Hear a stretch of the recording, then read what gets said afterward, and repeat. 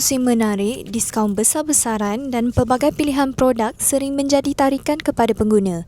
Namun, adakah semua pembelian yang dilakukan benar-benar diperlukan?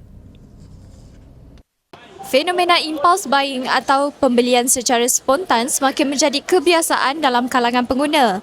Ramai yang pada awalnya hanya ingin melihat-lihat namun akhirnya pulang dengan pembelian yang tidak dirancang. Faktor seperti promosi, tawaran masa terhad dan pengaruh media sosial sering mendorong pengguna membuat keputusan pembelian secara spontan.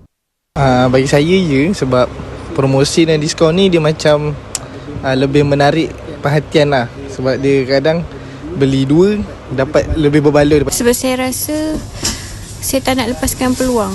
Dan saya rasa kalau saya beli barang tu, selagi ada saya, benda tu berbaloi lah. Itu mestinya menyesal lah sebab mula-mula fikir ikut nafsu kan. Dan sekali beli tak pakai pun.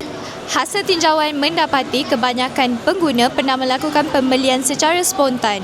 Walaupun kepuasannya hanya sementara, pengguna dinasihatkan untuk berbelanja mengikut keperluan dan kemampuan masing-masing. Perancangan kewangan yang baik mampu membantu pengguna mengelakkan pembelian yang tidak diperlukan dan memastikan perbelanjaan kekal terkawal. Saya Nurain Batrisha melaporkan.